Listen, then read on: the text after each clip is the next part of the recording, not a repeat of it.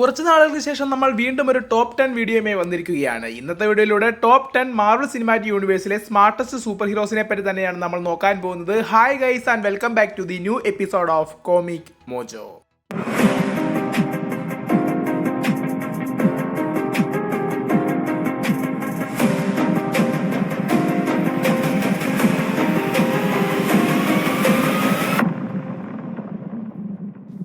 Smartest super ഹീറോസിന്റെ ഈ ഒരു ലിസ്റ്റിൽ നമ്മൾ 10ാം സ്ഥാനത്ത് കാണാൻ പോകുന്ന വളരെയധികം ഇമ്പോർട്ടന്റ് ആയിട്ടുള്ള ഒരു ക്യാരക്ടറാണ് ഡോക്ടർ അബ്രഹാം എർസ്കിൻ.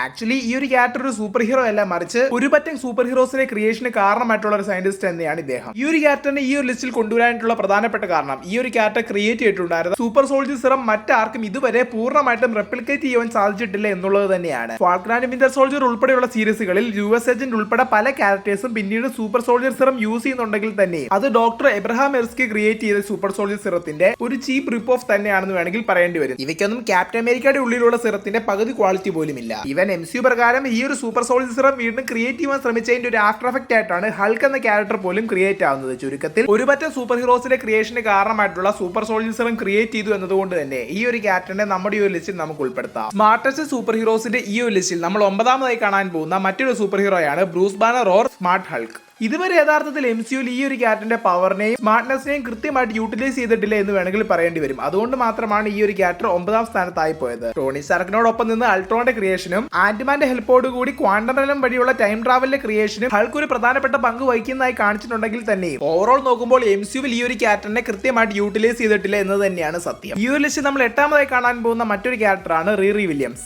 വക്കാണ്ട ഫോറെവറിലൂടെ നമ്മൾ ഈ ഒരു ക്യാരക്ടറിനെ കണ്ടിട്ടുണ്ടെങ്കിൽ തന്നെയും കൂടുതലായി ഫെമിലിയർ അല്ലാത്ത ഈ ഒരു സൂപ്പർ ഹീറോ ഒരു പ്രോട്ടോടൈപ്പ് വെർഷനിലുള്ള അയൺമാൻ സ്യൂട്ട് തന്നെ ക്രിയേറ്റ് ചെയ്യുകയും ഈവൻ വൈബ്രേനിയത്തെ വരെ ഡിറ്റക്ട് ചെയ്യാൻ സാധിക്കുന്ന ഒരു മെഷീൻ ക്രിയേറ്റ് ചെയ്യുന്നതായിട്ട് നമുക്ക് കാണുവാൻ സാധിക്കുന്നതാണ്. അതും ഒരു ഹൈസ്കൂൾ പ്രോജക്റ്റിന്റെ ഭാഗമായി. ഒരു തരത്തിൽ ഈ ഒരു ക്യാരക്ടറിനെ ഫോക്കസ് ചെയ്ത് തന്നെയാണ് വക്കാണ്ട ഫോറെവർ മൂവി തന്നെ മുന്നോട്ട് പോകുന്നതെങ്കിൽ തന്നെയും കൂടുതലായി MCUവിൽ ഈ ഒരു ക്യാരക്ടറിനെ എക്സ്പ്ലോർ ചെയ്യാത്തതുകൊണ്ട് തന്നെ നമ്മുടെ ഈ ഒരു ലിസ്റ്റിൽ 8ാം സ്ഥാനത്ത് നമ്മൾ റീറി വില്യംസിനെ ഉൾപ്പെടുത്തുകയാണ്. സ്മാർട്ടസ്റ്റ് സൂപ്പർ ഹീറോസിന്റെ ഈ ഒരു ലിസ്റ്റിൽ നമ്മൾ 7ാമതായി കാണാൻ പോകുന്ന മറ്റൊരു സൂപ്പർ ക്യാരക്ടർ തന്നെയാണ് സ്പൈഡർമാൻ. താൻ ഹൈസ്കൂളിലായിരിക്കുന്ന ടൈമിൽ തന്നെ അവിടെ ഉണ്ടായിരുന്ന ബേസിക് മെറ്റീരിയൽസ് മാത്രം യൂസ് ചെയ്തുകൊണ്ട് വളരെയധികം സ്ട്രോങ്ങും ഡ്യൂറബിളും ആയിട്ടുള്ള ഒരു മെറ്റീരിയൽ തന്നെ പീറ്റർ പാർക്കർ കണ്ടുപിടിക്കുന്നുണ്ട്. അതാണ് വെബ് ഫ്ലൂയിഡ്. വെബ് ഫ്ലൂയിഡ് വളരെയധികം വ്യത്യസ്തമാണെന്നോ ലോകത്തിലുള്ള മറ്റുള്ള മെറ്റീരിയൽസിനും ഇല്ലാത്ത അത്രയും ടെൻഷൻ സ്ട്രെങ്ത് ഈ ഒരു മെറ്റീരിയൽ ഉണ്ടെന്ന് ടോണി സ്റ്റാർക്ക് തന്നെ പറഞ്ഞിട്ടുള്ളതാണ്. അതുപോലെ തന്നെ ടെക്നോളജിയുടെ ഹെൽപ്പോടുകൂടി ഈ ഒരു ക്യാരക്ടർ തനിക്ക് വേണ്ടിയുള്ള ഒരു പെർഫെക്റ്റ് സ്യൂട്ട് ക്രിയേറ്റ് ചെയ്യുന്നതായിട്ടും ഫാർ ഫ്രം ഹോമിലൂടെ നമ്മൾ കാണുന്നുമുണ്ട്. ഇതോടൊപ്പം നോവേ ഹോം നോക്കുകയാണെങ്കിൽ അവിടെ എൻ്റെ സ്പൈഡർമാൻ വില്ലൻസിന് വേണ്ടിയുള്ള ക്യൂർ പീറ്റർ പാർക്കർ ഡെവലപ്പ് ചെയ്യുന്നതായിട്ട് നമുക്ക് കാണാം. ഇവിടെ ആക്ച്വലി യഥാർത്ഥത്തിൽ പീറ്റർ പാർക്കർ എന്ന ക്യാരക്ടറിന്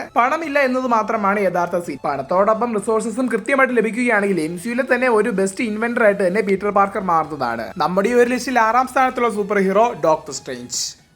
Where did you learn the litany of spells required to even understand it? I've got a photographic memory. That's how I got my MD and PhD at the same time. യഥാർത്ഥത്തിൽ doctor strange എന്ന ക്യാരക്ടറിനെ ഒരു smart person ആക്കി മാറ്റുന്നത് ഈ ഒരു ക്യാരക്ടറിന്റെ ഉള്ളിലുള്ള photo reflecting memory തന്നെയാണ്. അതുകൊണ്ട് തന്നെയാണ് ഒരു വേൾഡിലെ ബെസ്റ്റ് സർജനായി മാറുവാൻ ഡോക്ടർ സ്ട്രേഞ്ചിന് സാധിച്ചിരുന്നത്. പിന്നീട് ആക്സിഡന്റിന് ശേഷം മാജിക്കിന്റെ ലോകത്തിലേക്ക് എത്തുന്ന സ്ട്രേഞ്ച് ഈ ഒരു കഴിവുകൾ ഉപയോഗിച്ചു സ്പെൽസുകളെല്ലാം വളരെയധികം നിസാരമായി പഠിച്ച് സോഴ്സർ ഓഫ് സുപ്രീം വരെ ആയത് അങ്ങനെ തന്നെയാണ്. വളരെയധികം ഏൻഷ്യന്റും ഡിഫിക്കൽട്ടും ആയിട്ടുള്ള ഒരു ലാംഗ്വേജ് തന്നെയാണ് മാജിക്കിനുള്ളത്. അത് പഠിച്ചെടുക്കുക എന്നത് നിസ്സാരമായിട്ടുള്ള ഒന്നല്ല. അതുകൊണ്ട് തന്നെ സ്മാർട്ടസ്റ്റ് സൂപ്പർ ഹീറോസിന്റെ ഈ ഒരു ലിസ്റ്റിൽ ഡോക്ടർ സ്ട്രേഞ്ചിനെ നമുക്ക് കൃത്യമായിട്ട് തന്നെ ഉൾപ്പെടുത്തുവാൻ സാധിക്കുന്നത് തന്നെയാണ്. സ്മാർട്ടസ്റ്റ് സൂപ്പർ ഹീറോസിന്റെ ഈ ഒരു ലിസ്റ്റിൽ നമ്മൾ 5ാം സ്ഥാനത്ത് കാണാൻ പോകുന്ന മറ്റൊരു ഇമ്പോർട്ടന്റ് ക്യാരക്ടർ തന്നെയാണ് ഡോക്ടർ ഹാങ് പിം അഥവാ ഫസ്റ്റ് ആന്റ്മാൻ. MCUയിൽ ഇന്നേ വരെ ആർക്കും തന്നെ ഒരു പെർസെന്റേജ് പോലും റെപ്ലിക്കേറ്റ് ചെയ്യാൻ സാധിക്കാത്ത ഒരു കാര്യം തന്നെയാണ് ഹാങ് പിം കണ്ടുപിടിച്ചിട്ടുള്ള പിം പാർട്ടിക്കിൾസ്. ഈവൻ ഹൊവാർഡ് സ്റ്റാർക്കിന്റെ നേതൃത്വത്തിൽ ഷീൽഡ് കുറെ കാലം ഇത് റെപ്ലിക്കേറ്റ് ചെയ്യാൻ ശ്രമിച്ചെങ്കിൽ തന്നെയും അവർക്ക് പോലും അതിന് സാധിച്ചില്ല എന്നത് തന്നെയാണ് സത്യം. മോളിക്യൂൾസ് തമ്മിലുള്ള ഡിസ്റ്റൻസ് ഡിക്രീസ് ചെയ്യുന്നതിനോടൊപ്പം സൈസ് ഓൾട്ടർ ചെയ്യുക എന്നതിനോടൊപ്പം തന്നെ ക്വാണ്ടം തലത്തിലൂടെ ട്രാവൽ ചെയ്യുവാനും അതുമൂലം ടൈം ട്രാവൽ എന്നൊരു ഗ്രേറ്റർ ഓപ്പർച്യൂണിറ്റി തന്നെ ക്രിയേറ്റ് ചെയ്തതും ഹാങ് പിം തന്നെയാണ്. അതോടൊപ്പം തന്നെ ഉറുമ്പുകളുമായി കമ്മ്യൂണിക്കേറ്റ് ചെയ്യാൻ വേണ്ടി ഉറുമ്പുകളുടെ വേവ് ലെങ്തിനോട് സിമിലർ ആയിട്ടുള്ള വേവ്സ് പുറപ്പെടുവിച്ച് അവരുമായി ഡയറക്ട്ലി കമ്മ്യൂണിക്കേറ്റ് ചെയ്യുന്ന ഒരു ടെക്നോളജിയും ഹാങ് പിം ക്രിയേറ്റ് ചെയ്തിട്ടുണ്ട്. ഇതേ ഒരു ടെക്നോളജി ഉപയോഗിച്ചുകൊണ്ട് തന്നെയാണ് ഹാങ് പിം ഈവൻ കാങ്ങിനെ പോലും ക്വാണ്ടമേയുടെ അവസാനം ഡിഫീറ്റ് ചെയ്തിട്ടുള്ളത്. എന്നാൽ ഈ ഒരു ക്യാരക്ടറിന്റെ ഏറ്റവും വലിയൊരു ഡിസഡ്വാൻറ്റേജ് എന്നത് ഈ ഒരു ക്യാരക്ടറിന്റെ ഉള്ളിലുള്ള അൺകൺട്രോൾഡ് ആയിട്ടുള്ള ദേഷ്യം തന്നെയാണ്. അതോടൊപ്പം താൻ മാത്രമാണ് ഈ ഒരു കാര്യം ക്രിയേറ്റ് ചെയ്തത്. അതുകൊണ്ട് താൻ മറ്റുള്ളവരുമായി ഈ ഒരു ടെക്നോളജി ഷെയർ ചെയ്യുകയില്ല എന്നുള്ള പിടിവാശിയും ഹാങ് പിമിന്റെ വളരെ വലിയൊരു നെഗറ്റീവ് തന്നെയാണ്. എന്നിരുന്നാലും ഈ ഒരു ലിസ്റ്റിൽ ഉൾപ്പെടുത്തുവാൻ സാധിക്കുന്ന ഒരു പ്രധാനപ്പെട്ട ക്യാരക്ടർ തന്നെയാണ് ഹാങ് പിം. സ്മാർട്ടസ്റ്റ് സൂപ്പർ ഹീറോസിന്റെ ഈ ഒരു പട്ടികയിൽ നമ്മൾ 4ാം സ്ഥാനത്ത് കാണാൻ പോകുന്നത് 2 ക്യാരക്ടേഴ്സ് തന്നെയാണ്. ഒന്ന് എക്സ്മെൻസിന്റെ ലീഡർ ആയിട്ടുള്ള ഡോക്ടർ ചാൾസ് സേവറും മറ്റൊന്ന്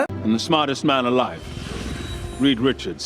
മാർവൽ കോമിക്സ് പ്രകാരം ഒരേപോലെ തന്നെ ഇമ്പോർട്ടന്റ് ആയിട്ടുള്ള സ്മാർട്ടസ്റ്റ് ക്യാരക്ടേഴ്സ് തന്നെയാണ് ഡോക്ടർ ചാൾസ് സേവറും അതുപോലെ ഫാന്റാസ്റ്റിക് ഫോറിന്റെ ലീഡർ ആയിട്ടുള്ള റീഡ് റിച്ചാർഡ്സും. എന്നാൽ ഇവരെ രണ്ടുപേരെ ഞാൻ ഈ ഒരു ലിസ്റ്റിൽ ഒരുമിച്ച് കൊണ്ടുവരാനായിട്ടുള്ള പ്രധാനപ്പെട്ട കാരണം എന്ന് പറയുന്നത് ഇവർ രണ്ടുപേരും ഇതുവരെ MCUവിന്റെ മെയിൻ യൂണിവേഴ്സിൽ അപ്പിയറൻസ് ചെയ്തിട്ടില്ല എന്നുള്ളത് തന്നെയാണ്. മൾട്ടിവേഴ്സ് ഓഫ് മാഡ്നസിലൂടെ ഇവർ രണ്ടുപേരും MCUവിൽ വന്നു എങ്കിൽ തന്നെയും അത് മറ്റൊരു ആൾട്ടർനേറ്റീവ് യൂണിവേഴ്സിലുള്ള റീഡ് റിച്ചാർഡ്സും ചാൾസ് സേവറും തന്നെയാണ്. തന്റെ ടെലിപതി പവർ ഉപയോഗിച്ചുകൊണ്ട് മറ്റുള്ളവരെ കൺട്രോൾ ചെയ്യുവാനും അതോടൊപ്പം താൻ നിർമ്മിച്ചെടുത്തിട്ടുള്ളതായിട്ടുള്ള ഒട്ടനേകം ടെക്നോളജികൾ ഉപയോഗിച്ചുകൊണ്ട് എക്സ്മാൻ എന്നൊരു ടീമിനെ തന്നെ ബിൽഡ് ചെയ്തുകൊണ്ട് ഹ്യൂമൻസും മ്യൂട്ടൻസും തമ്മിലുള്ള പ്രോബ്ലത്തെ ഒരു പരിധി വരെ കുറയ്ക്കുവാൻ ചാൾസ് സേവറിന് സാധിക്കുമ്പോൾ റീഡ് റിച്ചാർഡ്സ് എന്നത് ടെക്നോളജിയുടെ കാര്യത്തിൽ one of the best super hero തന്നെയാണെന്ന് വേണമെങ്കിൽ പറയേണ്ടിയിരിക്കുന്നു. ഒരു തരത്തിൽ ഈ ഒരു ലിസ്റ്റിൽ ഒന്നാം സ്ഥാനത്ത് തന്നെ വരുവാൻ കൂടുതൽ അർഹതയുള്ള ഒരു ക്യാരക്ടർ തന്നെയാണ് റീഡ് റിച്ചാർഡ്സ് എങ്കിൽ തന്നെ MCUവിൽ ഈ ഒരു ക്യാരക്ടറിനെ ഇതുവരെ കൂടുതൽ എക്സ്പ്ലോർ ചെയ്തിട്ടില്ല എന്നതുകൊണ്ടും കാണിച്ചിരിക്കുന്നത് തന്നെ മറ്റൊരു മൾട്ടിവേഴ്സിലാണ് എന്നതുകൊണ്ടും മാത്രമാണ് ഈ ഒരു ലിസ്റ്റിൽ 4ാം സ്ഥാനമായത്. സ്മാർട്ടസ്റ്റ് സൂപ്പർ ഹീറോസിന്റെ ഈ ഒരു ലിസ്റ്റിൽ നമ്മൾ 3ാമതായി കാണാൻ പോകുന്ന പ്രധാനപ്പെട്ട മറ്റൊരു ക്യാരക്ടർ തന്നെയാണ് ഷൂരി. ഇപ്പോഴത്തെ കറന്റ് ബ്ലാക്ക് പാന്തർ കൂടിയായിട്ടുള്ള ഷൂരി ഫീറ്റുവാർ വന്നതിൽ വെച്ച് ഏറ്റവും കൂടുതൽ ഇന്റലിജന്റ് ആയിട്ടുള്ള ക്യാരക്ടർ ഷൂരിയാണെന്ന് റൂസോ ബ്രദേഴ്സ് തന്നെ പറഞ്ഞിരിക്കുന്നതാണെങ്കിൽ തന്നെയും ഈ ഒരു ക്യാരക്ടറിനെ പക്കലുള്ള റിസോഴ്സസും ടെക്നോളജികളും തന്നെയാണ് ഈ ഒരു ക്യാരക്ടറിനെ ഒരു കൂടുതൽ ഇന്റലിജന്റ് ആക്കി മാറ്റിയത് എന്ന് വേണമെങ്കിൽ പറയേണ്ടി വരും. ഓൾറെഡി വളരെയധികം അഡ്വാൻസ്ഡ് ആയിട്ടുള്ള വക്കാണ്ട ടെക്നോളജിയോടൊപ്പം തന്നെ വൈബ്രേനിയം എന്നൊരു വളരെ വലിയ റിസോഴ്സും ഷൂരിക്ക് അടിസ്ഥാനമായിട്ടുണ്ട്. അതുകൊണ്ട് തന്നെയാണ് ഈ ഒരു ക്യാരക്ടറിന് വക്കാണ്ട ഫോർ അവർ മൂവിയിൽ ഒരു സിന്തറ്റിക് ഹാർട്ട് ഷേപ്ഡ് ഹെർബ് പോലും ക്രിയേറ്റ് ചെയ്യാൻ സാധിച്ചത്. ഈ ഒരു ക്യാരക്ടറിന്റെ ഇന്റലിജന്റും കൃത്യമായിട്ടുള്ള റിസോഴ്സുകളും എല്ലാം ഒന്നിച്ചു ചേരുമ്പോൾ ഇവൻ ബ്ലാക്ക് പാന്തർ സ്യൂട്ടിനെ പോലും വളരെയധികം അഡ്വാൻസ്ഡ് ആക്കി മാറ്റുന്നതും ഷൂരി തന്നെയാണ്.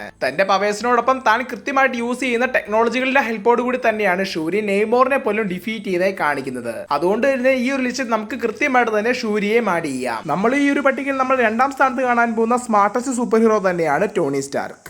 I am Iron Man. തന്റെ 15ാം വയസ്സിൽ MIT കംപ്ലീറ്റ് ആക്കുകയും അതോടൊപ്പം ഒരു റോബോട്ടിനെ തന്നെ ക്രിയേറ്റ് ചെയ്യുകയും ചെയ്തിട്ടുണ്ടായിരുന്ന ടോണി സ്റ്റാർക്ക് പിന്നീട് വന്ന മൂവീസിലൂടെ എർത്തിൽ അതുവരെ എക്സിസ്റ്റ് ചെയ്തിട്ടുള്ള എല്ലാ ടെക്നോളജികളിലും ഒരു കംപ്ലീറ്റ് മാസ്റ്റർ മൈൻഡ് ആണെന്ന് നമുക്ക് മനസ്സിലാക്കുവാൻ സാധിക്കും. അതിൽ ഏറ്റവും പ്രധാനപ്പെട്ടത് തന്നെയാണ് നാനോ ടെക്നോളജി ബേസ്ഡ് ആയിട്ടുള്ള അയൺമാൻ സ്യൂട്ട്. ഇവൻ എൻ ഗെയിമിൽ ഒരു ടൈം ട്രാവലിനുള്ള അടിത്തറ ക്വാണ്ടം പ്രതലത്തിലൂടെ മനസ്സിലാക്കി എടുക്കുമെങ്കിൽ തന്നെ ഇതിനെ കൃത്യമായിട്ട് ആക്സസ് ചെയ്ത് ഒരു പോയിന്റിൽ നിന്ന് മറ്റൊരു പോയിന്റിലെ ടൈമിലേക്ക് എത്തുവാൻ വേണ്ടിയിട്ടുള്ള ടൈം സ്പേസ് GPS വരെ ക്രിയേറ്റ് ചെയ്യുന്നത് ടോണി സ്റ്റാർക്ക് തന്നെയാണ്. ഈവൻ കാങ്ങിലെ ടെക്നോളജി പോലും ബേസ് ചെയ്തിരിക്കുന്നത് ടോണി സ്റ്റാർക്കിന്റെ ഈ ഒരു ടൈം സ്പേസ് GPS-ൽ നിന്നുമാണെന്നുള്ള ഒരു അപ്ഡേഷൻ നേരത്തെ തന്നെ വന്നിരുന്നതുമാണ്. ഇവൻ തന്നെ ടെററിസ്റ്റുകൾ തട്ടിക്കൊണ്ടുപോയ ടൈമിൽ അവിടെ ഉണ്ടായിരുന്ന വെപ്പൺ സ്ക്രാപ്പിൽ നിന്നുമാണ് താൻ ആദ്യത്തെ അയൺമാൻ സ്യൂട്ടും അതുപോലെ തന്നെ ഒരു ആർക്ക് റിയാക്ടറും ക്രിയേറ്റ് ചെയ്യുന്നത്. അയൺമാൻ 2-ൽ പലേഡിയത്തിന് പകരമായി ആർക്ക് റിയാക്ടറിൽ യൂസ് ചെയ്യുവാനായി ഒരു പുതിയ എലമെന്റും ടോണി സ്റ്റാർക്ക് കണ്ടുപിടിക്കുന്നതാണ്. അയൺമാൻ 2-ൽ ബാഡാസിയം എന്ന ഈ ഒരു എലമെന്റിന്റെ പേരുണ്ടെങ്കിൽ തന്നെയും MCU ഡേറ്റാബേസ് പ്രകാരം ഇത് വൈബ്രേനിയം തന്നെയാണ്. ചുരുക്കത്തിൽ MCU-ലെ തന്നെ one of the strongest material ആയിട്ടുള്ള വൈബ്രേനിയത്തെ ആർട്ടിഫിഷ്യൽ ആയിട്ട് തന്നെയാണ് ടോണി സ്റ്റാർക്ക് ഇവിടെ ക്രിയേറ്റ് ചെയ്യുന്നത്. ഈവൻ തനിക്ക് ഒട്ടും ഫേവറബിൾ അല്ലാത്ത കണ്ടീഷനിൽ പോലും തനിക്ക് ചുറ്റുമുള്ള കാര്യങ്ങളെ തന്റെ ഫേവറബിൾ കണ്ടീഷൻ ആക്കി മാറ്റി അതുപയോഗിച്ച് മറ്റുള്ളവരെ അറ്റാക്ക് ചെയ്ത് ഡിഫീറ്റ് ചെയ്യാനായിട്ടുള്ള ഒരു പ്രത്യേക കഴിവ് ടോണി സ്റ്റാർക്കിനുണ്ട്.